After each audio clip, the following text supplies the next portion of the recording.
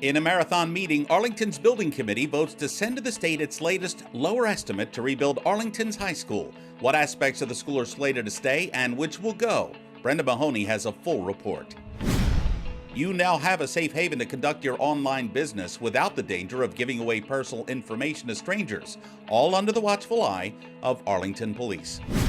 Patriots fever runs amok through the town. This after Tom Brady and crew are welcome to yet another ticker tape parade as they bring home even more Super Bowl hardware. And what are you doing for Valentine's Day? All you need is love, but some Arlington businesses prove saving money can also win your heart. We'll explain. Arlington Public News is next. Hello, I'm Paul Werlin. And I'm James Milan. The budget for Arlington High School has been set, and it's lower than originally thought. The High School Building Committee shaved $17 million off the original estimate of $308 million. They did that by moving town departments out of the high school and cutting site amenities and materials used. There's also a modern twist for those front columns that would cost $2 million to reuse. Here's Brenda Mahoney with all the details. This is what a new Arlington High School would look like, and this is what it would cost. $291.4 million, down from the original estimate of $308 million.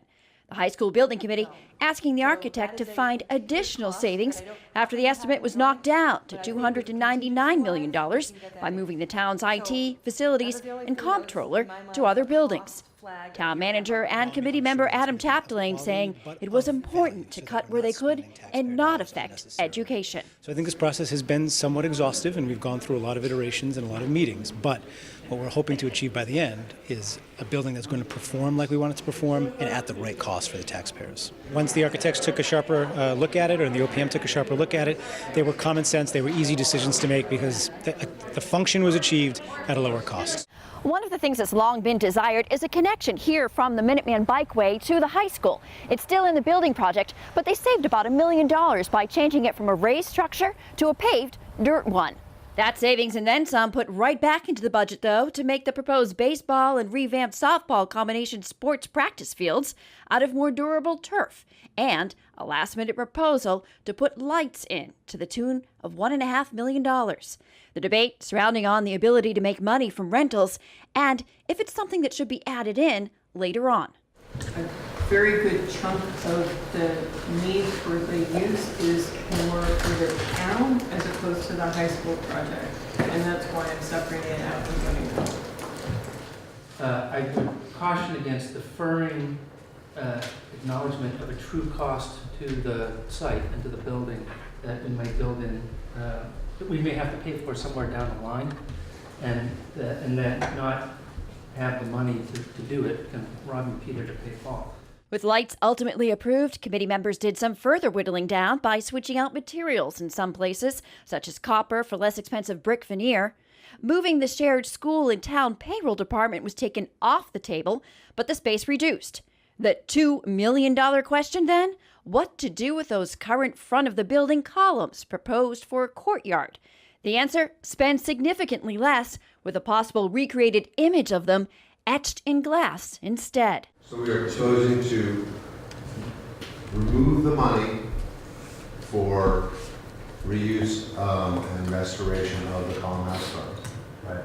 And add in $200,000 for commemoration of column house or other historical or artistic use. There it is. Savings also coming from cutting historic reuse. Instead of getting the clock inside the tower to work again, simply bringing it safely down for possible future display. But a push to keep an estimated $34,000 in to try to save the interior woodworking from the 1914 Fusco House building stage area succeeded. Principal Matthew Janker's biggest concern, though, that some things like the shape of the library can still change if desired. Where I'm concerned that we're also hearing, we can't redesign this either because we've made a commitment or it's going to cost more. Does that make sense? Well, what I heard was we can't put the gym where the theater is. That's the level where we're at. Yeah. We're not where we can't make the library a square as opposed to a rectangle. I never got that message from our meetings here. But I don't know whether some of these questions I'm asking change costs. Architects later assuring that things like that wouldn't change costs, and MSBA rules say you can't go over the budget once it's set. But there's no saying it can't go under, which member Frank Callahan urged the board to do. I said, oh God, they're going to say, oh, put lights in, they're going to put a pool in next, and a hockey rink and a dome over the whole thing. We can laugh, but that's what people think about bodies like this. They think about public construction. They're spending our money and they really don't care. So I think that's important that we convey that to the voters and the people that put us here. The decision on building the new high school now lying with the state and ultimately town voters. Brenda Mahoney, Arlington Public News. The MSBA is expected to vote on Arlington's schematic design in mid-April. If approved, the town will have 120 days to secure funding for the project through a debt exclusion, an expected 30-year increase on taxes. A town-wide ballot question is planned for June 11th. An operating override would also be put to voters that day. Arlington's Select Board is supporting a proposed town meeting article which, if passed, would allow permanent legal U.S. residents to vote in town elections and on local ballot questions. One proponent of the measure, Ben Rudick, told the board last week, many of these people are green card holders, have kids in school, own homes, and pay taxes, and they deserve a voice come election day. Rudick says it may sound like a radical and progressive idea, but it's neither radical nor progressive. In fact, this was the norm in the US until about World War I. So the election of 1928 was the first election in over 100 years where non-citizens could not vote in local elections in many states. Why was this changed? Well, as you may know, around the turn of the 20th century, there was a huge wave of anti-immigrant sentiment, like the Chinese Exclusion Act. And one by one, over the course of the early 20th centuries, states rolled back the rights of non-citizens to vote in local elections. In fact, almost every group in the US has seen their franchise expanded over the years, but non-citizens are one of the few groups that have actually seen that contract. So what we're trying to do here is to reverse this wave of anti-immigrant sentiment from 100 years ago. I just want to thank you for the work you've done. It actually was a real education to me. I had not realized that this was something that had been taken away over time. I just naively assumed that this is the way that it's always been. Cambridge, Brookline, Newton, and Somerville are among the other Bay State cities and towns adopting or planning to adopt this measure. Home values are certainly rising in Arlington. Town leaders say the average value of a single-family home is now more than $750,000. This heady figure, combined with terms like override and debt exclusion, can be a little overwhelming. As ACMi's Jeff Barnes reports, one state lawmaker says we should retool our tax system to ease what is sure to be an illuminating 2019 for many Arlington taxpayers. Home values continue to rise in Arlington. Single-family home assessments are up nearly 14% on average. That means the average homeowner will be shelling out roughly $8,000 on their 2019 real estate tax bill. Add to that the impending debt exclusion for the new high school and the override we're anticipating in the spring, and that's causing quite a lot of angst throughout town. State Senator Cindy Freeman says we currently have a tax system that works against the working family. We are using property taxes to fund necessary services, and that in and of itself is not a working premise. And that's why we need to really go back and look at how is our tax structure working, and what can we do to make it fairer. And one way to make that fair is to increase the taxes on people who have more. And you know, why should you pay more if you have more? Well, we all live together. My security is completely affects your security. You don't live in a vacuum, and we all kind of have to pay our fair share. Senator Freeman says the so-called Fair Share Amendment, a proposal which would add a surtax of 4% on yearly income exceeding $1 million, could generate as much as $2 billion in extra revenue. You may recall the Fair Share Amendment was struck down by the Supreme Judicial Court last year. A legislative version of the amendment, which meets the constitutional requirements, was introduced last month. This amendment calls for the revenue to be used for the state's transportation and education needs. And Senator Freeman says it will relieve some of the burdens on the property taxpayer. For Arlington Public News, I'm Jeff Barnes. You can see Senator Freeman's entire interview on our public affairs program, Talk of the Town. Just go to our website, acmi.tv. Here at Arlington Public News, we want to wish you a very happy new year. Now, you might think we're a little bit late with that, but not really. The Lunar New Year began February 5th. It's the biggest holiday in China, celebrating the coming of spring. This new year, is the year of the pig. It may be cold outside, but inside Szechuan's dumpling on Mass Ave, the food is piping hot. The Lunar New Year coincides with the cycles of the moon, so it usually comes late January or early February. And these ladies began to celebrate early, as they feasted on all the holiday fare. The ancient celebration of the Lunar New Year is a marvelous time to reconnect with family and friends through food. And the New Year brings back fond memories of loved ones, past and present. I think it's celebrating your roots, where you're coming from, and also embracing the culture in a country that also celebrates diversity. And Chinese culture is one of the most important, in my opinion, in America, because we have, made so much contribution to this melting pot. This year, the phases of the moon were just right to celebrate the Lunar New Year and Super Bowl 53, featuring Tom Brady's Super Bowl champions. Football aside, one patron said the Lunar New Year celebration is the perfect time to wish winter well and move on. The holiday is also the perfect tonic for those who are homesick. We just survived the holidays, and already it's time to gear up for Valentine's Day. And there's a lot going on at Capitol Square on Saturday, February 9th. Our arts and entertainment reporter, Jamie Joseph, found out you can express your love and affection without spending a fortune, and that's an expressway to anyone's heart.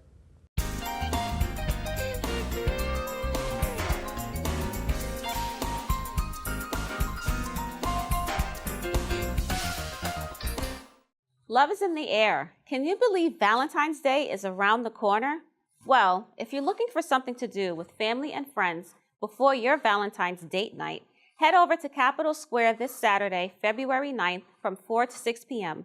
to celebrate the spirit of Valentine's Day at the annual Romancing the Square event. Romancing the Square is a festive midwinter celebration that is free and open to the public. It will have fun attractions for adults, teenagers, and families that are designed to get you in the mood for Valentine's Day. Businesses will hand out chocolate squares, balloons, and offer Valentine specials throughout the East Arlington Business District. Participating stores include Art Beat, where guests can choose different patterns of half hearts and weave them together in infinite combos. Complimentary two-player games will be offered at Capitol Square's newest eatery, the Adventure Pub, where guests can choose from a menu of board games along with a meal. Stop in at Lotus Flow Studio for Pink Herbal Tea, a demonstration of heart-opening yoga poses, and discounts on class passes and monthly memberships. Feel like partaking in a cocktail? Visit 13 Forest Gallery, where adults can enjoy cocktail hour from 4 to 6 p.m. while perusing selections of locally made art, craft, and jewelry, and enjoy their current exhibit, Winter Garden, which celebrates the very essence of the holiday. The Muses window will offer 15% off their curated selection of handmade jewelry. Maxima Gifts will be offering a chocolate tasting and love card discount giveaways. Derby Farm Flowers and Gifts will offer homemade truffles, and a chance to order flower bouquets for Valentine's Day. Thrive Juice Cafe will add double chocolate power balls to its menu. And Cabrata Baking Company will have a supply of heart-shaped cookies and cakes for purchase. Mention Romancing the Square at Town Tavern and get a free fried oyster mushroom appetizer with your early dinner. You can learn more about Romancing the Square by visiting the website www.capitolsq.com. I'm Jamie from Arlington Public News, wishing you a happy Valentine's Day. Coming up on the other side of the break, it may be the flu season, but Patriots fever is currently plaguing Arlington. Belichick, Brady, and company will need more storage space to house Lombardi Trophy number 6. So there you are, shuffling through a stack of resumes, and you come to mine. This is it. First impression. My way in. But here's the thing. Can my resume show you how I truly stand out? Can one piece of paper really tell you my whole story? Like that I was studying, going to night school while working 2 jobs just to help my parents pay for groceries. Or how anytime there was an opportunity, I was the first one to step up. Because I wasn't gonna let my life, my circumstances dictate who I was gonna become. And all of that determination, the commitment, the drive, that's me. And that's something you just can't put on paper. Look beyond the resume and discover new ways to develop great talent like me. Arlington Police are making it easy for you to buy and sell online safely. The town has partnered with online marketplace OfferUp to create a meetup spot right in the lobby of the police station on Mystic Street. OfferUp works with police to create a safe haven for in-person transactions on all kinds of goods sold electronically. Doing business online is clearly popular, but criminals can also take advantage of e-transactions. So Arlington Police say this public meetup spot is a free and easy way to conduct business safely in an area that's monitored by police.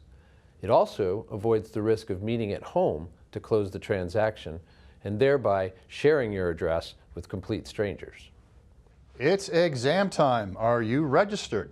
Plus, do you want to get a jump start on a career? And finally, you don't want to pay more for your yearbook, do you? Lots of questions, and it seems only Cigar Rastogi can answer them. Here he is on this week's Ponderscope from Studio B. Welcome to the Ponderscope, your Arlington High School news, updates, and more.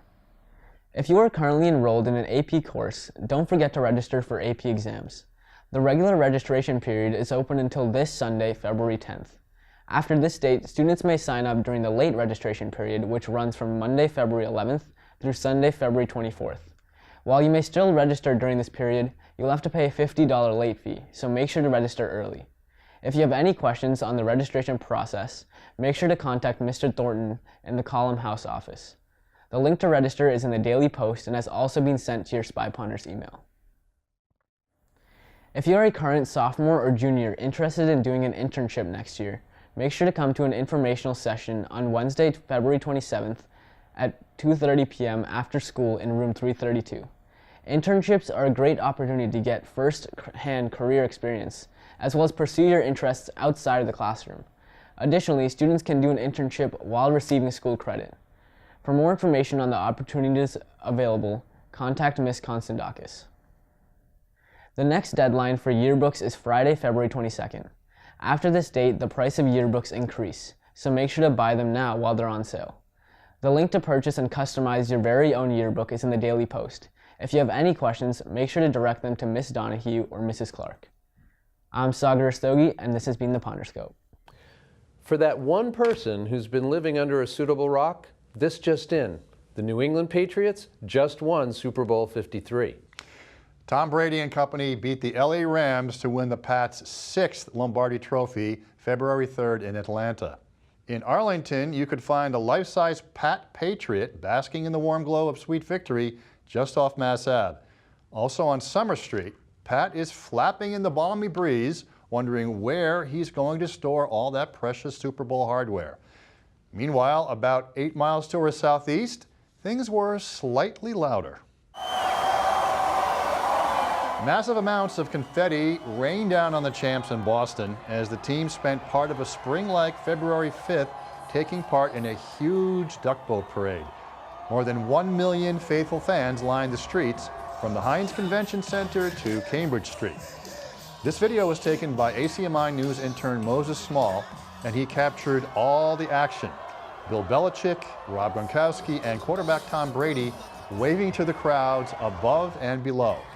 This, of course, took place less than 100 days since the Red Sox victory parade. It may be Lombardi Trophy number 6, but let's be honest, this just never gets old. ACMi now has the capacity to bring you even better sports coverage. Carlos Abreu has the latest in your sports update from Studio B.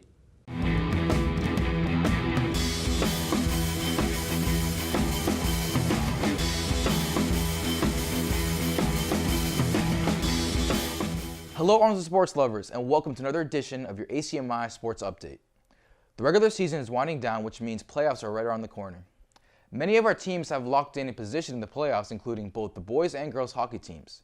This week, both teams also came away with a win against Woburn.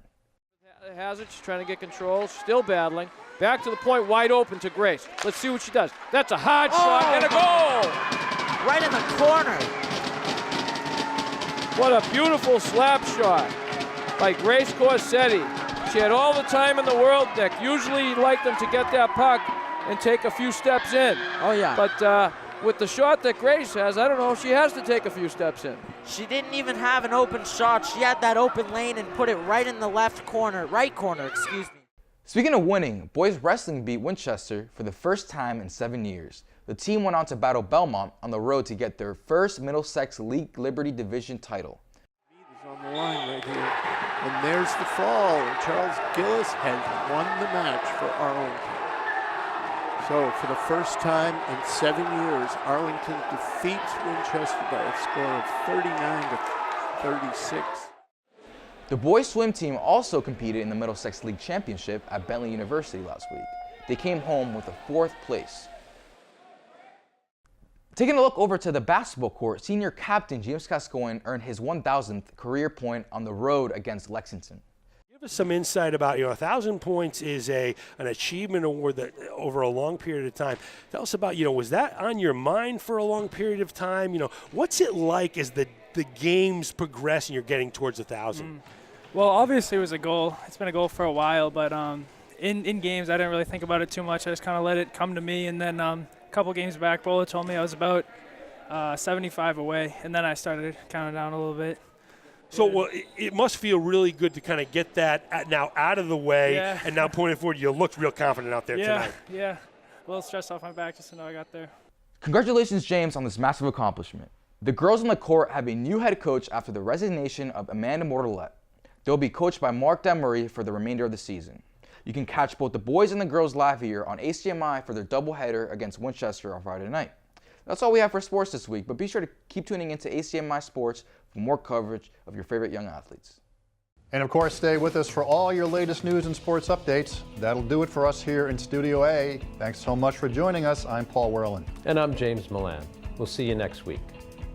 You can always check out our latest segments and newscasts on the web at acmi.tv/news. And don't forget to like us on Facebook and follow us on Twitter at Arlington Public. If you have any news tips for us here at Arlington Public News, we'd love to hear from you. Email us at news@acmi.tv or stop by the studio at 85 Park Avenue.